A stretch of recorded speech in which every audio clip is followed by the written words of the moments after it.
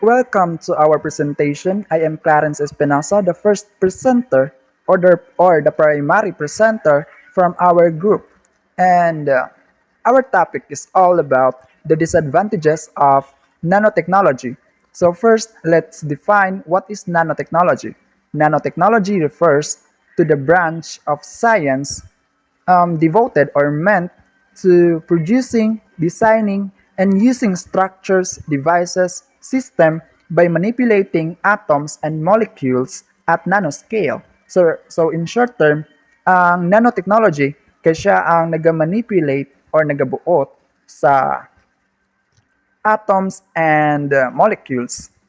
So what are the disadvantages of nanotechnology? So first, let me read this. Ano to?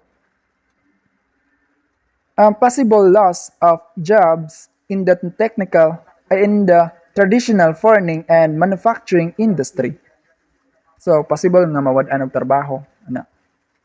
So for example, the traditional way to create salt, the techniques and methods are given by their ancestors to carry the legacy of their culture. Of course, it is hard for them to dispose their idea and apply some nanotechnology or advanced technology to carry their jobs or para mapadali. But mawalan po og trabaho ang mga workers since ang mga technology na may ang nagatrabaho. So second, can bring about the cash of certain markets. So just like what we are now, it is appropriate or easier for us to buy online than going to the market or somewhere mall like that. And sa digital and sa kuan pod, pwede na pud ta maka-introduce sa ato ang business sa online. Pero kuan man siya by advantage. Basta however, um, the credential of the product is not always secured. Maaring may scam ka or ikaw mo scam. And the third is atomic weapons can now be more accessible and made to be more powerful and more destructive. So, as we all know, I think na how scary to have atomic weapons and atomic bombs. Atomic bombs consist billions of atoms. And remember that kinsa ang naga-manipulate sa atom, kinsa nagabuot sa atom, that is nanotechnology.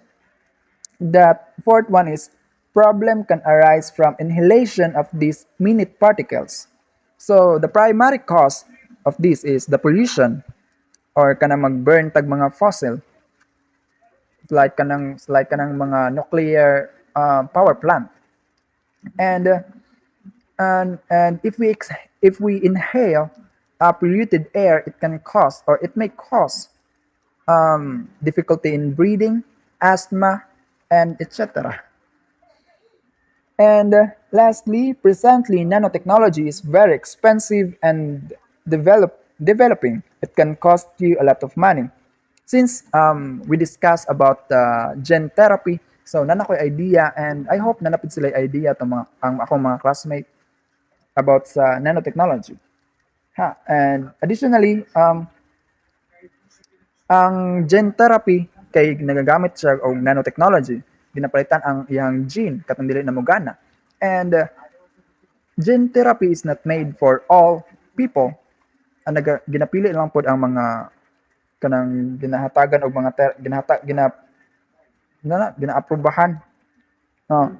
And this is made for billionaires and millionaires. And since man ako sa akong part sa about sa report, but wala pa ko nahuman sa nakoy speech about sa ato ang subject na science, technology, and social basta sa ato ang subject na about na sa science. Sa akong thoughts, since this is my last speech, so we are all blinded by the positive things happened and still happening to us. Science and technology are built for wars and modern wars para sa kuha. Pero wala ta kabalo. Pero para sa kuha.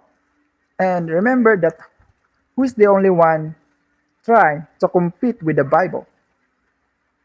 Ako wala ng thoughts. And since I've done my part, let's proceed to the next presenter or reporter for the continuation of our report.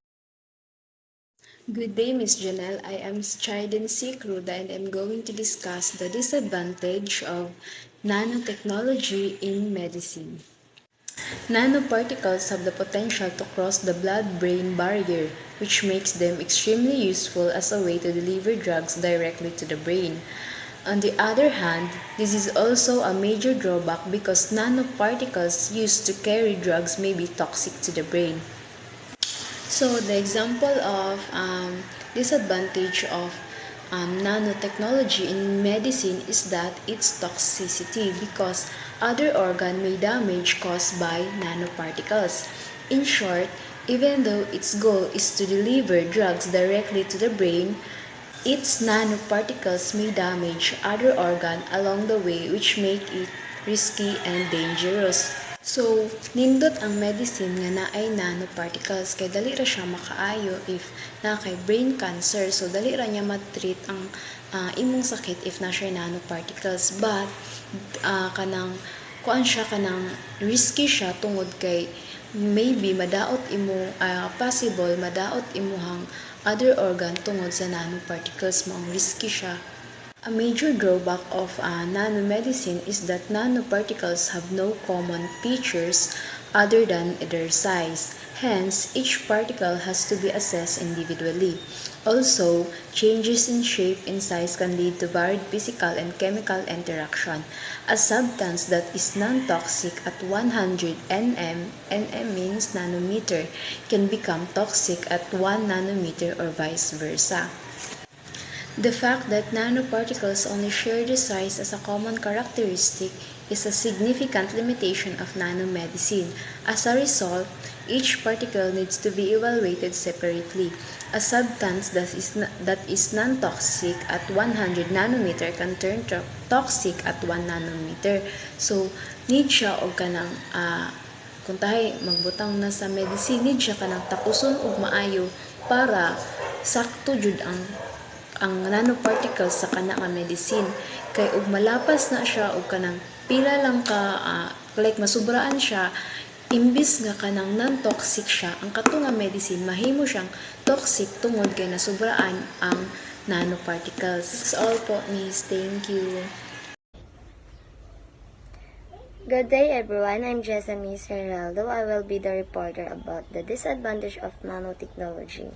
Now, I discussed to you about the nanotechnology in medicine. So, nanorobots, a new technology in medicines. Nanorobot or nanorobots are the robots of a size comparable to a molecule less than 100 nanometers with the function of movement, processing, and transmission of information. In execution of the embedded program, they are the 100 million times smaller than. So, the coins of making a nanorobot is only a few cents and the times to assemble it is take only a few minutes. This will be significant reduced to the coins of medical service. It is due to the microscopic size of nanorobot, a person will not experience any discomfort or pain during treatment. So, you just drink a glass of water and nanorobot's doctor perform treatment where it is necessary to date. Nanorobots can already destroy cancer cells. So, it is other pathogen without harming the body deliver core to all tissues and organs. So, remove blood, close those, preventing heart attacks and stroke, improve the quality of diagnosis, and detect any disease at its earlier stages or event predisposition to eat this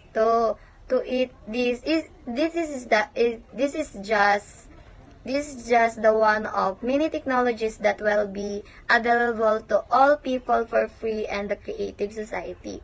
So now, I present the video and I give I giving the video of example about the nanotechnology and medicine. So watch this video.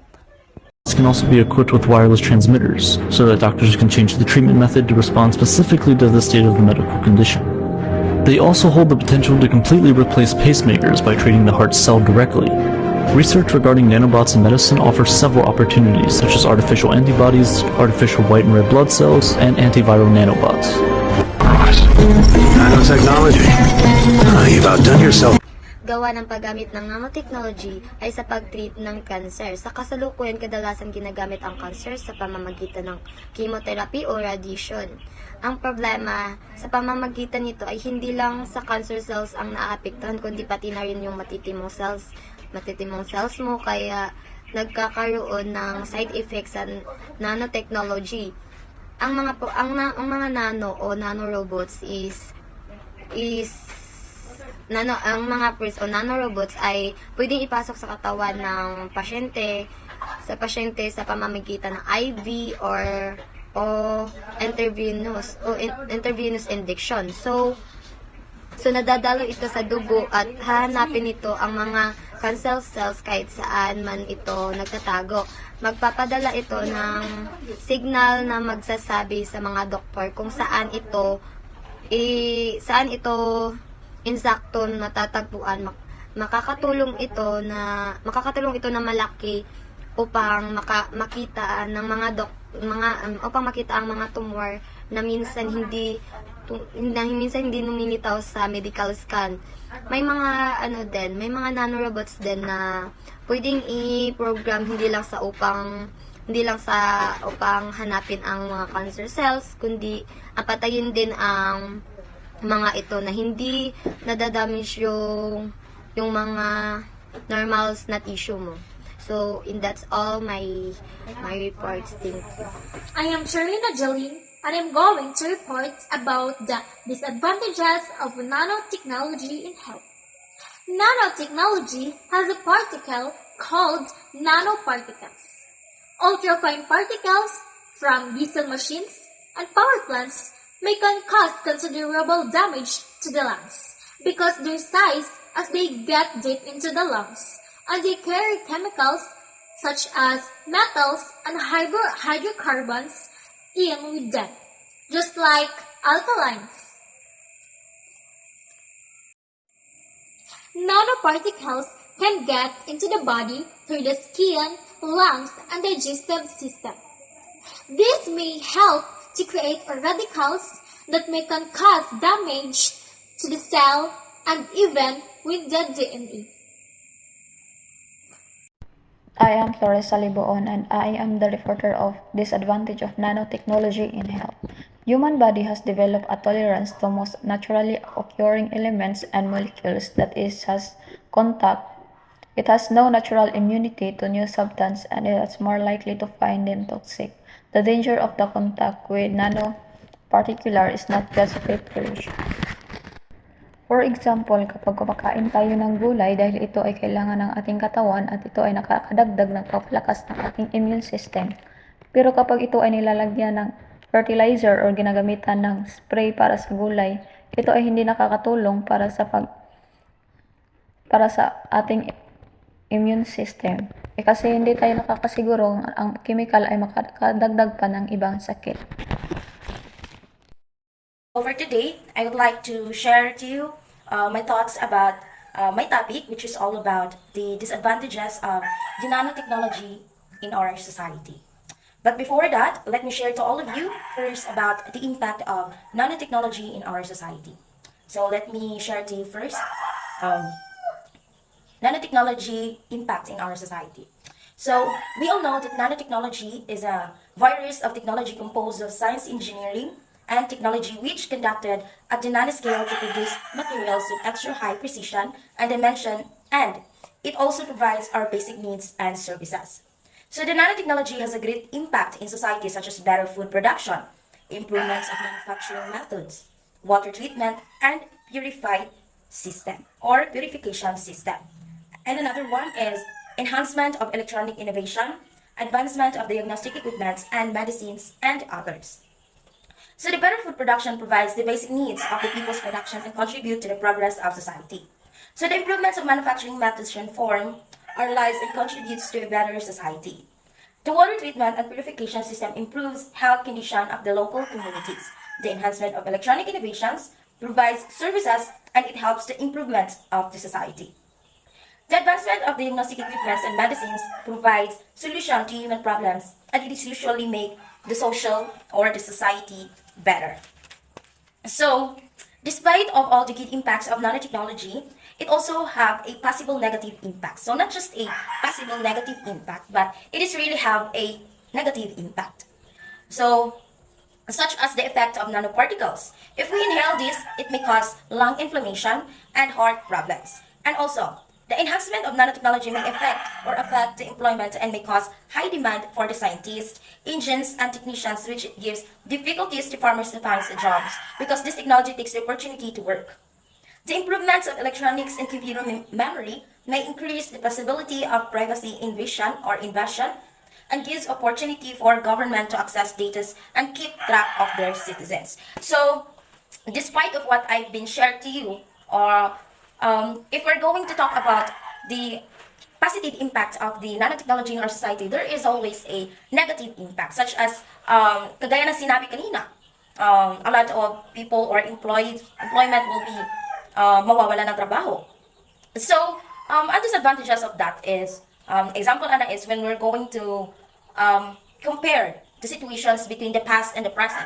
So, in the past, an example of that is the technology of in the sa kanang agriculture or sa tuang kaning mga basakan, di ba? Although in the past, ang ginagamit nila nga kanang pang katulad ko sa mga farmers, di ba? Ang ginagamit nila sa kung sa past ba is ang ginagamit nila is kanang pandaro is katong kabaw. Ana, kung mag-harvest sila. Di ba? Kung saan ginagamit, di ba, ang mga farmers. So, kung saan na sa past pa, kung saan na pa jud is ang mga tao sana is dagan pa silang matrabahoan, dagan pa sila ugma sudlan nga trabaho. But then now in the present, it is because of the new kanang sa bagong giimbento ng mga technologies ni lahi na siya. Murag ang imbis nga trabaho sa tao, trabaho na hinon sa mga machine. So an example of that is katong sa akong ginghina is the harvest. Di ba po mag-harvest is kung sa sa past pa is all about the ang mga tao pa, mga farmers pa ang magtrabaho. But then now, in our 21st generations, di ba, a lot of technologies do it, di ba? Imbis nga ka na ang mga tao magtrabaho, but then ang mga makina or ang mga technology na mismo ang nagtrabaho. So, an example of that is the harvester. So, ang harvester, kung sa una, nag-harvest ang mga tao, but then karon is ang kuan na ang mga technologies. So, although in our society, technologies can really help to us, but then we should also remember that we should be always limit our being useful of the technology. Because why? Because it is only for our own good, di ba? Because if we do not have our own limit, then maybe it can be cause in danger. Di ba? Malagay tayo sa langanin. Kung we're going to compare it also now in our society, a lot of people, or not just the people, but all the people, especially the students, di ba? When we're going to talk about in studies in our school, so di ba, ang kasagaran ang saligan sa mga estudyante is their phone. Like, although in the past pa, kato sa una pa nga mga kuan is, when the teacher say, okay class, please do it a research about this topic. But then now, if we're going to, but then now in our 21st century, when the teacher said, class, please do a research about this topic, then, bisan pag naa na gani na siya dira, pag ingon pa lang daan sa teacher nga, please do a research about this topic. Oh, di ba, napakasaling Quranan, but then, kapag na nakaunsa ang tubag. It is because of the technologies. So, high-tech na kay takaron. Right? So, it is because my topic is all about the technologies, disadvantages of the nanotechnology in our society. So, ang kaning akong topic is much mas daghan pa nga ma-share unta nako, but then ako na siya murag naghatag na ko gamay mga examples. It is because my group mates have also their topic about those kanang pwede nako ma-share unta sa inyo. So mo na to akong ma-share no kanang sa disadvantages of society kung murag dako jud kay nga percent kung ato siyang ikumpara. Dako siya percent nga kanang nanga-addict na ang mga tao or mga students, not just students but murag tanan tao jud no nga kanang na-addict na tungod sa mga technologies, magsalig na ta Like, ang uban gani, wa pa'y trabaho ang tao, nagkatapunan pa gyud. O, di ba? Okay, so I think that's all, and I just want to say now, we always remember that nanotechnology can really help, or technology can really help in our society. But then we should always remember also, we should apply a limitation to use those technologies to be able us um, to prevent those dangers, because we all know that it can really cause, or can really affect, this will be may effect, or kanang magresulta o kanang dangers sa toa. So I think that would be all. Thank you, and thank you, Miss, and have a great day. Thank you, Miss. So, good day everyone. I am Generous G. Amposta and I'm the next reporter. So, today I will be discussing to you the disadvantage of nanotechnology in agriculture. So, first, let me tell you the use of nanotechnology in agriculture. So, the use of nanotechnology in agriculture is that it play a virtual role in develop of agricultural product that protect plant and monitor plants growth and detect diseases.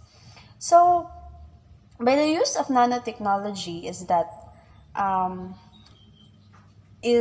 ma-monitor na to ang plants, if mudako na siya, maprotektahan na to siya, and also ma-detect na to ang diseases sa katunga plants. Easily for us nga ma-enjoy ka na to kung unsa ang need sa plants, kung unsay makabaluta kung unsa ang mga sakit sa plants. Mao na siya ang use of nanotechnology in agriculture. And also, nanotechnology used in agriculture is that include nanoparticle, mediate, gene, or DNA transfer in plants for develop or insect-resistant varieties. For food processing and storage and increased product shelf life. So, mano siya ang mga use of nanotechnology in agriculture. So now, let's go to the main topic, which is the disadvantage of it. So, disadvantage of nanotechnology is that na siya possibility nga ma-lost of manufacturing and agricultural jobs. Because if ma-overuse nato siya, if ma-overuse nato ang nanotechnology, if ma-overuse nato og gamit ang medicine nga created by nanotechnology, is that mawala jud ang manufacturing and sa job agriculture. Kay it's possibility man nga madaot ang plants, madaot ang mga agricultural product kung imo siyang pasobraan og gamit. So, and also, people will be dependent on technology that invented in our society now. As we observe, daghan ng mga technology nga na-invent, daghan ng mga medicine nga na-invent, and people will be dependent on that. Magsalig na sila kay naay mga ingana nga mga technology, na mga ingana nga na-invent nga mga medicine, mas dali lang sa ilaha nga to inject, mas dali lang sa ilaha nga to monitor. So, magsalig jud sila. Dili na same dati nga we put effort para lang ma-protektahan and this ang plants, para lang good ang plants, good ang outcome sa plants. So, lahi ra jud siya, di ba? And also, last is when nanotechnology overuse or ma-overuse nato siya, it has a possibility nga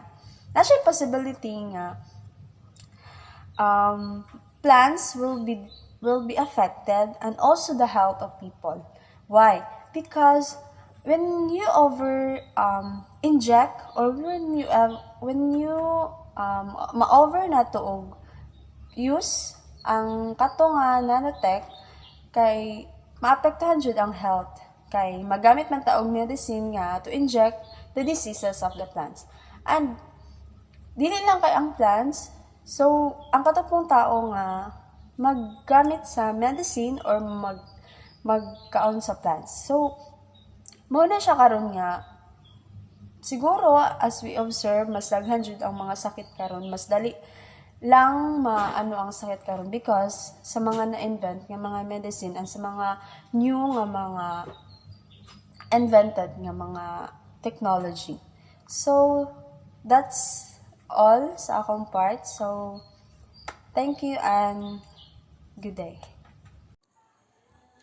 Good morning, everyone. My name is Beverly Maningo, and I am here today to discuss about the disadvantages of nanotechnology in agriculture. We can't deny the fact that nanotechnology has many advantages in terms of agriculture. Using nanotechnology could permit rapid advances in agricultural research, such as reproductive science and technology, which will produce large amount of seeds and fruits unaffected by season and period. Early detection of disease so we can prevent it and treat it immediately. Hindi natin maikakaila na marami talagang mga advantages ang paggamit ng nanotechnology, lalong-lalo na sa agrikultura. Mas mapapabilis nito ang produksyon at mas mapapabilis ang pagdami ng mga halaman, prutas at mga gulay na hindi naaapektuhan ng pabago-bagong panahon. At nakakatulong din ito na mapapaagang ma-detect ang mga sakit na maaaring dumapos sa mga halaman para maiwasan natin at maagapan sa mas maagang panahon. Apart from the potential benefits of nanotechnology in agricultural sector, it also involves some risk because we already know that everything has advantages and disadvantages. It up to us human, how can we use those things para ba sa ating benefit yun or magsasuffer tayo sa mga disadvantages nun. Nasa ating mga kamay kung ito ba ay makakaapekto sa atin sa mabuting paraan o sa masamang paraan. The people is concerned about the public perception of environment, health, and safety issues because hindi na mano-mano ang paggawa ng mga bagay in farming. So, ang mga tao nababahala kung meron ba yung epekto sa ating kalusugan at hindi ba nakakasira sa environment ang paggamit ng nanotechnology. Possible loss of jobs in traditional farming and manufacturing industry. Kasi nga, mas mapapabilis na ang production, so konting tao na lang ang kailangan in farming. So maraming mawawala ng trabaho.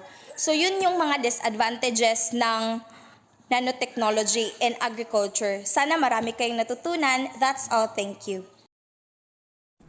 Hi there, I am Daisy Ladak and I am one of the reporters of the Group 3 and I will be discussing about the nanotechnology, the disadvantage of nanotechnology in the environment.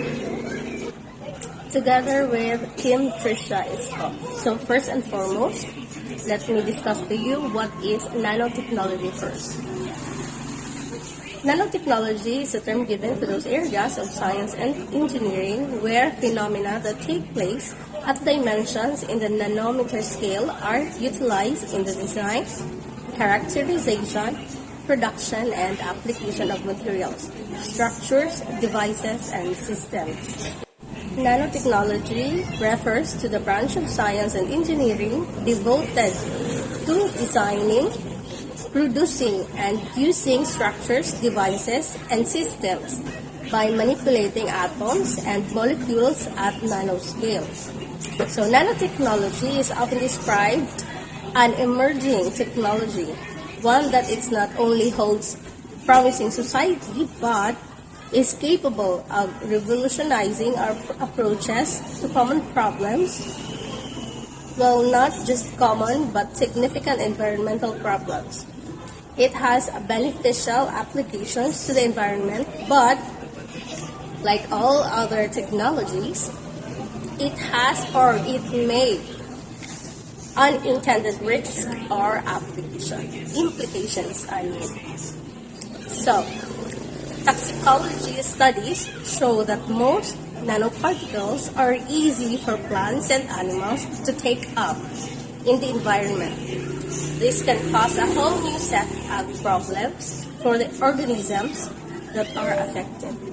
Nanomaterials can also make soil more toxic if they aren't used the right way. Nano-based fertilizers can also change oil ecosystems. Nanomaterials, due to their small size, enter into the cell's nucleus and blood-brain barrier easily and traverse the body's organs via interactions with proteins and other biological components, evoking inflammatory and toxic immune responses. So, what are the disadvantages or the risks and impacts of nanotechnology to the environment? When we say environment, we are not just talking about ecosystem, but it also includes us humans. Nanotechnology imposes health concerns. We may know these nanoparticles or nanoscale materials are extremely small in size, that it makes it possible for them to pass through impenetrable or impossible to pass through barriers along these nanoparticles to end up in our biological pathways, such as lymph, blood, and even bone marrow. It may end up giving us this membrane cell damage, oxidative DNA damage, DNA alterations, gene mutations, and other protein dysfunctions. It is said that this is the most pressing concern for nanotechnology since it is a threat which imposes human health concerns because of the potential toxicity that these nanoscale materials may possess. So that's it. Thank you. And I hope that you have something, you do understand what are the disadvantages of nanotechnology to the environment. Hi, my name is Kim Chushaisco. I'm going to report the disadvantage of nanotechnology in environment. Nanotechnology is a term which is used to refer to the science, engineering, technology that is conducted at the nanoscale. Nanoscale is the scale of things between 1 to 100 nanometers. It is true that nanotechnology has helped us achieve many great things for the world. But at the same time, there are certain disadvantages in this technology as well. So why is the nanotechnology bad for the environment? It is because it can change ecosystems and it may also have bad effects on organisms. The negative impact of environment with the advance of nanotechnology, pollution has also been increased due to the nanoparticles produced during the making of various drugs, atomic bombs, etc. Hence, nanotechnology has a deep impact on the environment. Many diseases have not only affected humans but also the creatures living in such environment. Thank you. Good evening. My name is Luz Heide Harangkahan, student of BSO at 2, and now I am explaining about the disadvantage of nanotechnology in food. Explaining about the nanotechnology in food. The disadvantage of nanotechnology due to the foreign ingredients in food, customers with allergies may have not be aware. Another disadvantages is the possible cross-reaction that may occur between the core and the wall material selected. Difficult to achieve continuous and uniform fill. The production cost is pricey or price high. I have the example of the vision so that we can get what is the meaning of the nanotechnology in food. When nanotechnology in food, which is the sun, the food without cover, and the food with packaging active When the microbes, the food, attached to the food, the water, the oxygen, and the UV rays may expose the food and cause into a food poison like salmonella. While the food with the cover, all the microbes, water, and oxygen that absorb to the food will not contaminated. This is the difference of the food with cover and the food without cover with the nanotechnology. Hi everyone, my name is Albayan Janti and I'm going to report the disadvantage of nanotechnology in water purification. Stability is depending on the essential chemical resistance which apply for material cleansing. The disadvantages are less reliability, slow operation process, less selectivity, high maintenance costs, and working efficiency reduced with passage of time. There are some common disadvantages, that is why it is not extensively explored. Kumbaga, ang disadvantage sa nanotechnology when it comes to water purification kay pag-abot sa mga materials na ginagamit, like for example, dili limpyo ang water filter or nagag mga taya sa mga machine, so na posibilidad niya mahugaw ang pag-process sa water or naiuban nga masubraan sa pagbutang sa mga chemical or uban nga mga trabahante na pag-abot sa ilang trabaho sa pag-process sa water is like for example no exact or complete gear. So mao ang isa sa rason kung naay uban mo reklamo nga naglain lang tiyan or mga sakit. So that's all, thank you. Good morning everyone, I am Jas B. Partosa. One of the disadvantages of nanotechnology is the possible threats to security. It is because na ay possibility na ang imong mga information or mga important documents pwede siya mawala or magamit sa laing tao na pwede nila ipanghadlok sa imuha. Dili lang sa ato ang mga information, kundi pati na sad sa ato ang self. Kay ang nanotechnology, gamay-gamay lang na siya, pero daghang pwedeng mahimo ana na pwedeng makadaot sa tua. That's all, thank you.